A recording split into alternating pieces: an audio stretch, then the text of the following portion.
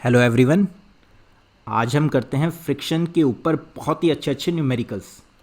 तो आपका होमवर्क क्या था? फ्रिक्शन आपको अच्छे से रिवाइज़ कर लेनी थी पहले। 3 टाइप की फ्रिक्शन जो हमने लास्ट क्लास में की थी, static friction, limiting friction, kinetic friction. और उसके बाद आपको ये क्वेश्चन पहले 5 मिनट्स के लिए एनालाइज करना है कि हो क्या रहा है, और उसके बाद ट्राई करना है। पहले आप खुद से ट्राई करोगे, फिर ये वीडियो आगे प्रोसीड करोगे। तो हमें क्या कुछ दे रखा है? Coefficient of static friction between block B and horizontal surfaces 0.25। तो बी में एंड हॉरिजॉन्टल सरफेस यानी ये टेबल में कोफिशिएंट ऑफ स्टैटिक फ्रिक्शन दे रखा है जी 0.25।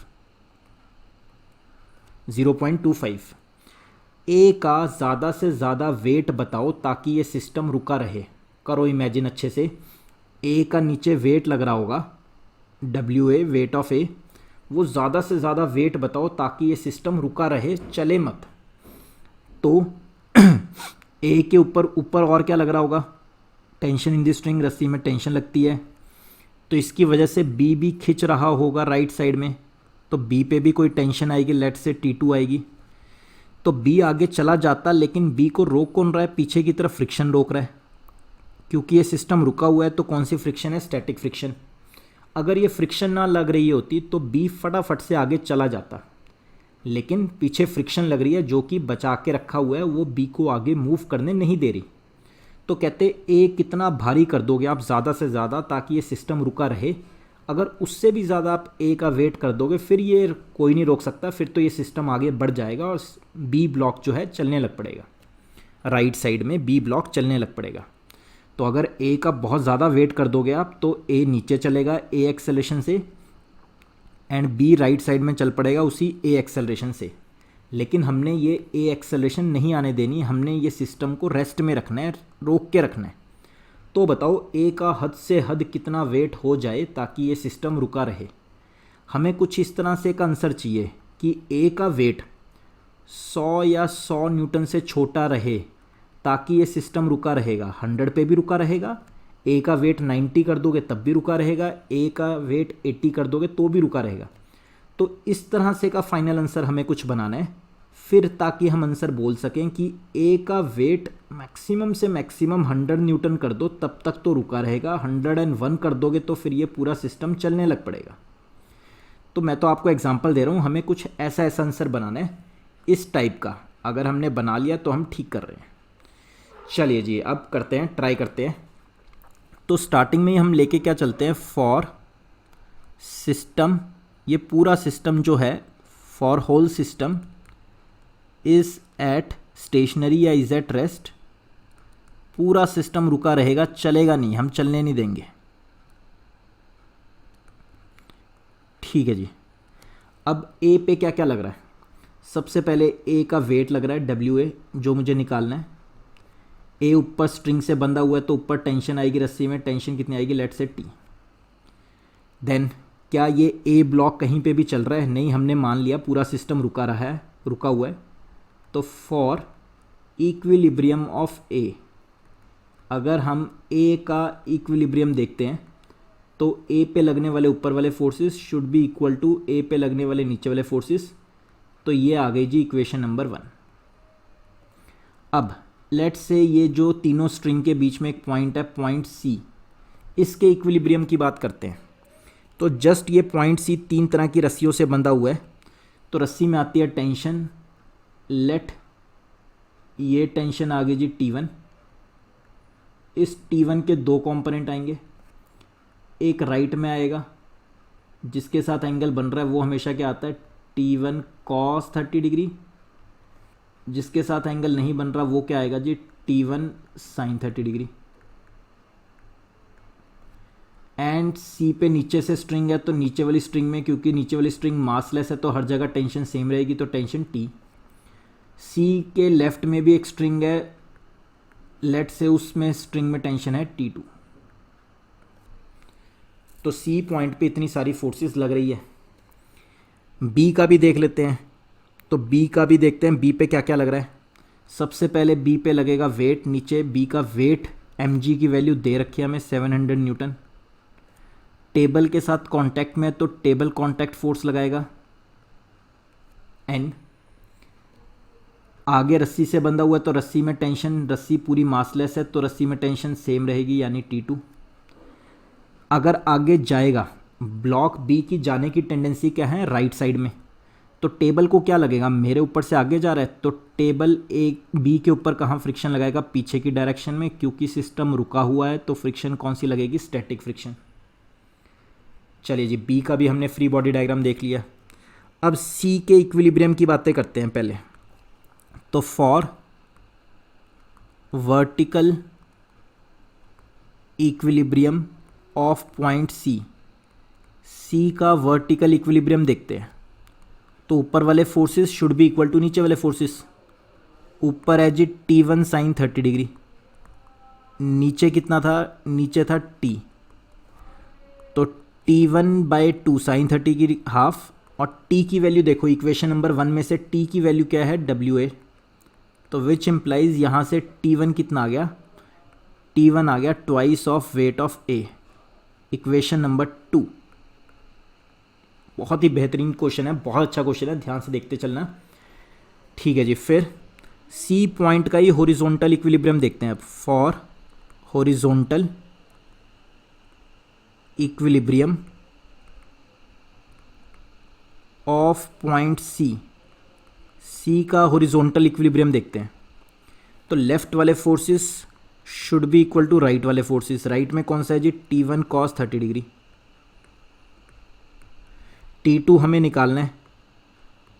T1 की वैल्यू इक्वेशन नंबर 2 में से देखो, इक्वेशन नंबर 2 में से T1 की वैल्यू कितनी है, twice of weight of A, cos 30 की वैल्यू √3/2, 2 से 2 कट, तो T2 आ गया जी √3 times of weight of A, equation number 3। अब हम बात करते हैं बी के फ्री बॉडी डायग्राम पे। तो बी पे क्या क्या फोर्सेस लग रहे हैं, बी का इक्विलिब्रियम देखते हैं। बी भी तो रुका हुआ है, तो बी का अगर इक्विलिब्रियम देखते हैं, चलिए जी यहीं पे देख लेते हैं बी का भी इक्विलिब्रियम। तो for vertical equilibrium of B, B पे लगने वाले ऊपर वाले forces N, contact force should be equal to नीचे वाले फोर्सेस 700 न्यूटन। तो कॉन्टैक्ट फोर्स की वैल्यू आई 700 न्यूटन। ओके, बी पे लगने वाले लेफ्ट वाले फोर्सेस, तो फॉर हॉरिजॉन्टल इक्विलिब्रियम, तो for horizontal equilibrium of B, left वाले forces should be equal to right वाले फोर्सेस। लेफ्ट पे है जी स्टैटिक फ्रिक्शन, राइट पे है T2।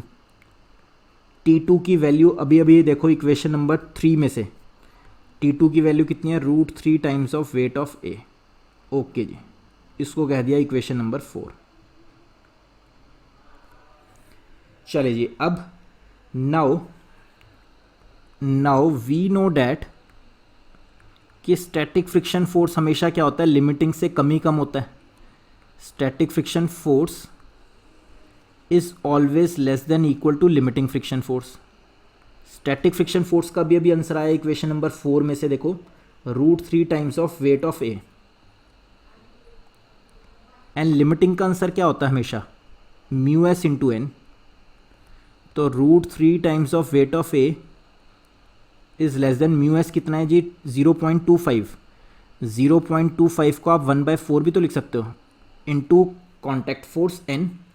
तो ग्राउंड ने ही फ्रिक्शन लगानी है, ग्राउंड का ही कॉन्टैक्ट फोर्स देखा जाएगा, मतलब टेबल का। तो टेबल ने जिसने फ्रिक्शन लगानी होती है उसका कॉन्टैक्ट फोर्स कितना है, तो contact force due to table का आंसर कितना आया, देखो इक्वेशन नंबर 5 में से कॉन्टैक्ट फोर्स का आंसर था 700 न्यूटन। तो n की वैल्यू डाल दी गई 700, तो 700 डिवाइडेड बाय 4 इज़ 175। तो √3 times of weight of A, तो वेट ऑफ ए कितना आ गया, less than equal to 175 over √3। वैसे तो आपको पता है √3 की वैल्यू होती है 1.732। मैंने कैलकुलेशन को इजी बनाने के लिए 1.73 की जगह 5 ले लिया, बहुत पास, जिससे कि ये कटा और कितना आ गया 100।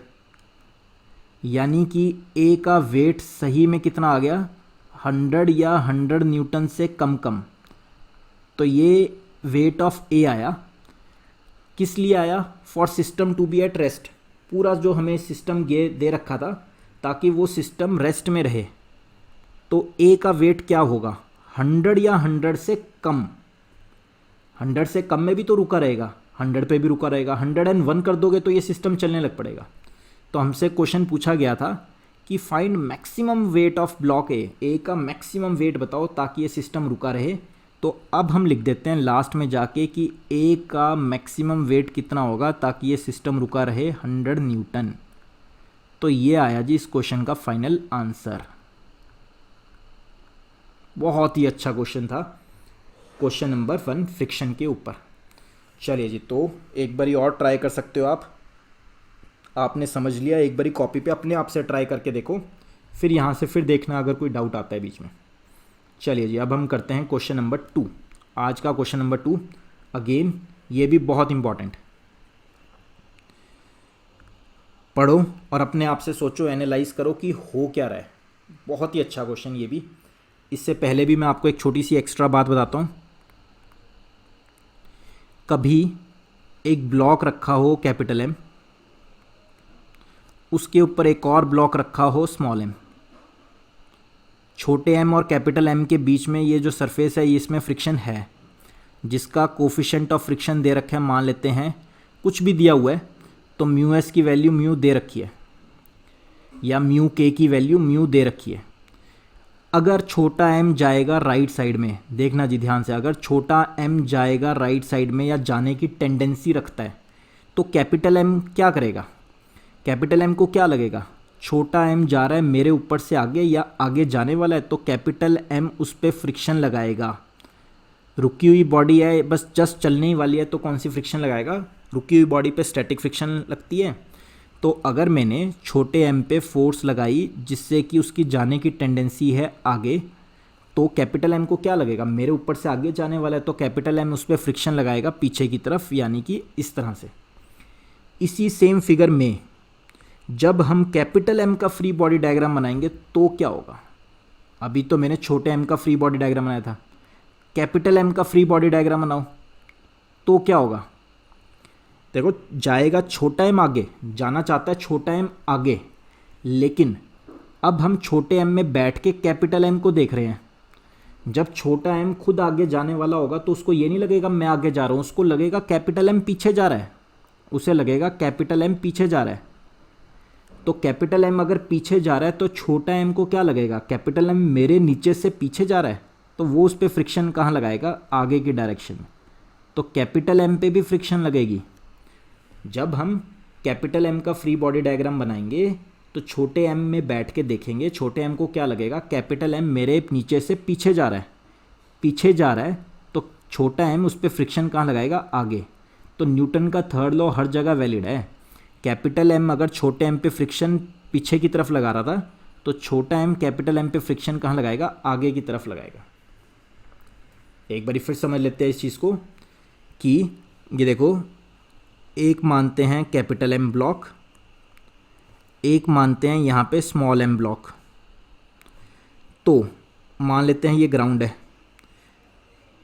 तो जब हम छोटे एम के मोशन के बारे में देख रहे हैं, ये दो बारी फ्री बॉडी डायग्राम बनाएंगे, एक बारी छोटे एम का, एक बारी कैपिटल एम का। सिर्फ फ्रिक्शन की बात कर रहे हैं और किसी फोर्स की अभी बात नहीं कर रहे।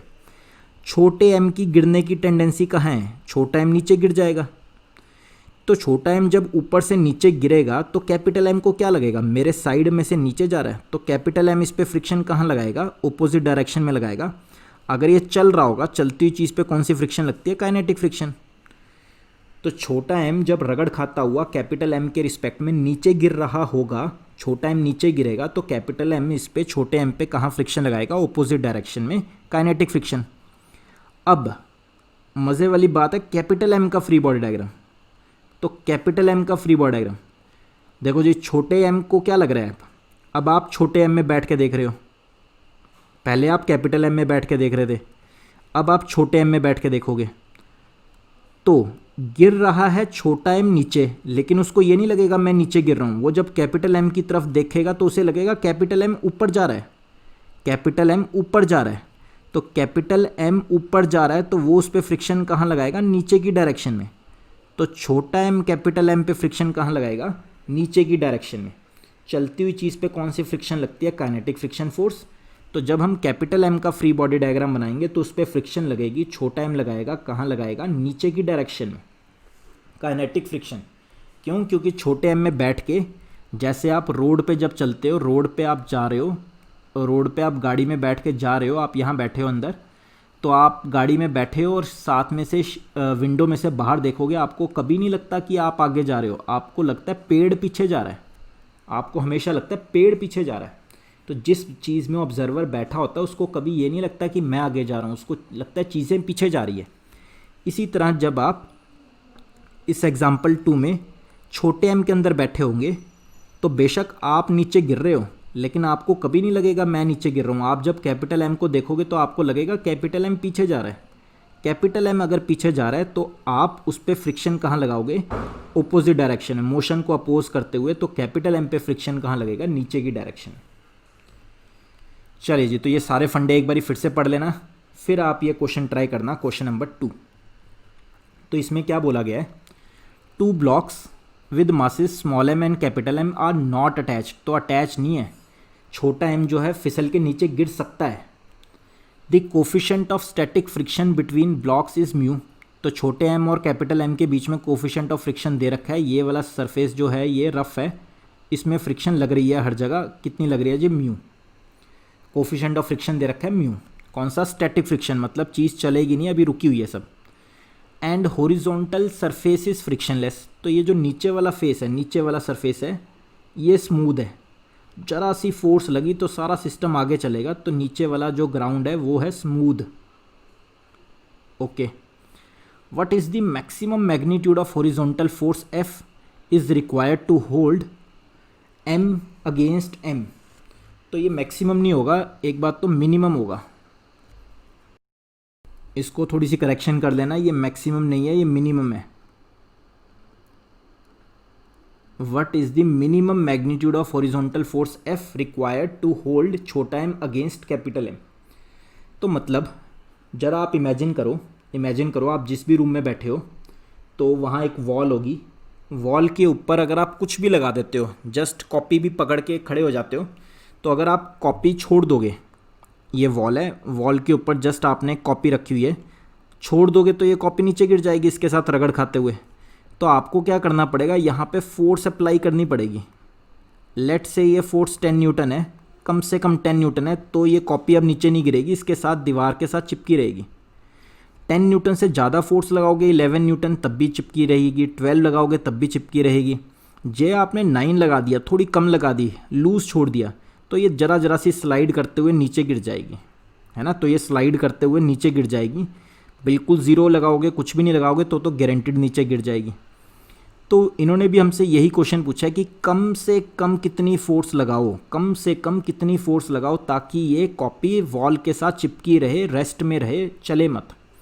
तो फाइंड मिनिमम फोर्स। तो इस क्वेश्चन का आंसर हमें कुछ ऐसा चाहिए कि भाई 10 और 10 से ज़्यादा पे तो गारंटीड चिपकी रहेगी। तो मिनिमम कितनी होगी फिर हम बताएंगे कि मिनिमम भाई 10 ले लो, 10 तक तो चिपकी रहेगी, 10 से ऊपर भी लगी रहेगी, 10 से नीचे करोगे तो फिर ये कॉपी चलने लग पड़ेगी। तो कुछ इस टाइप का क्वेश्चन है, ये एक्स्ट्राज में था समझाने के लिए।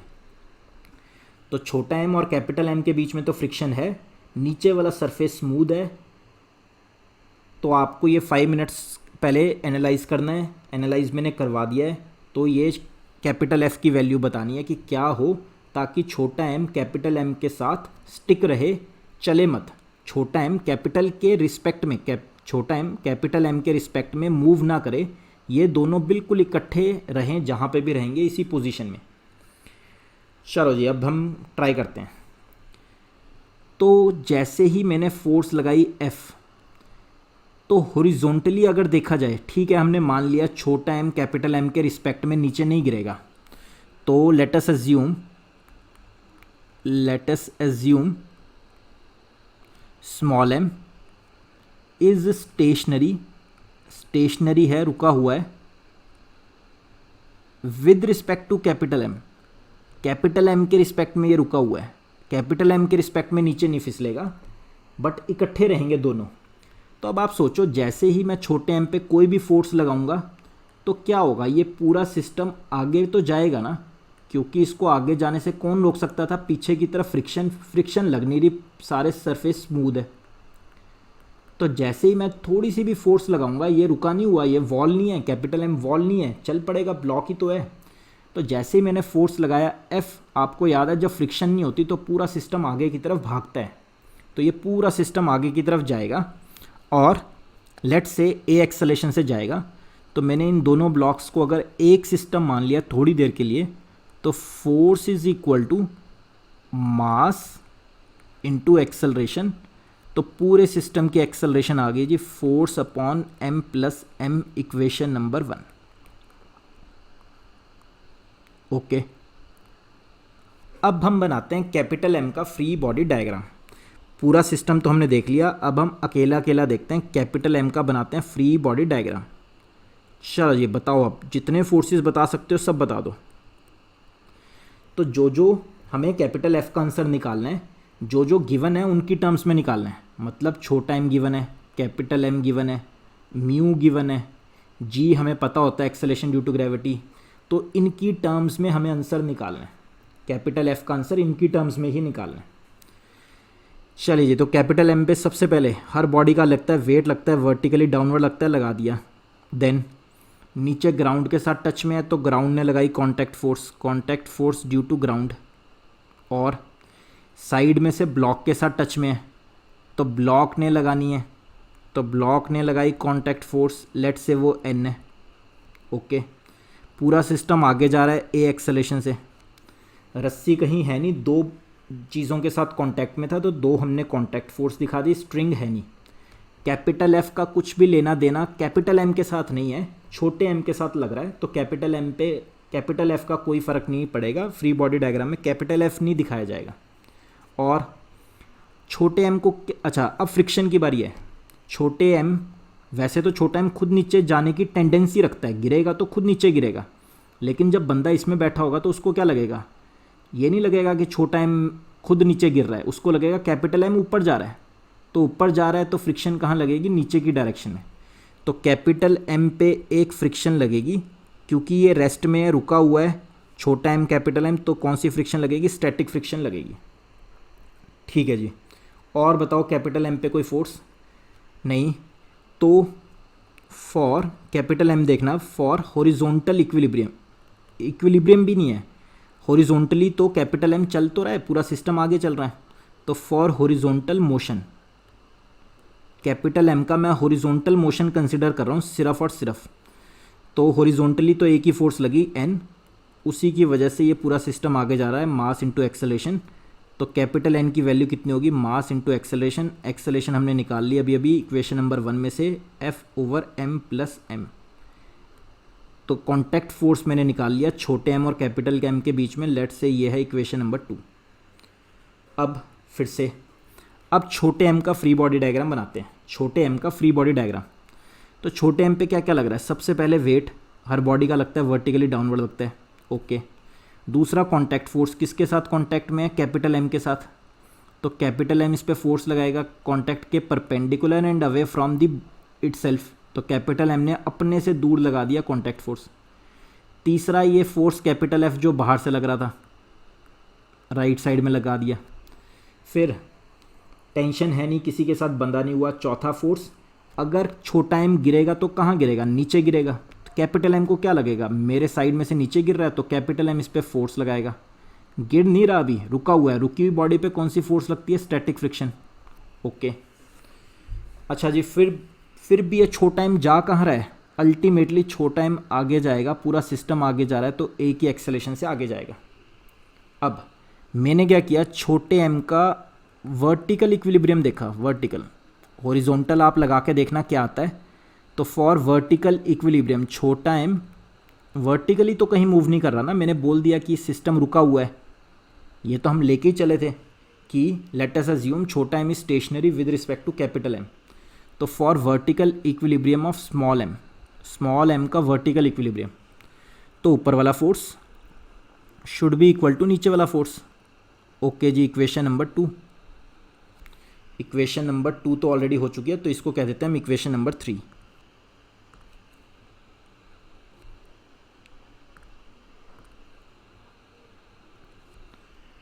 चले जी, now also we know that static friction force is always less than equal to limiting friction force.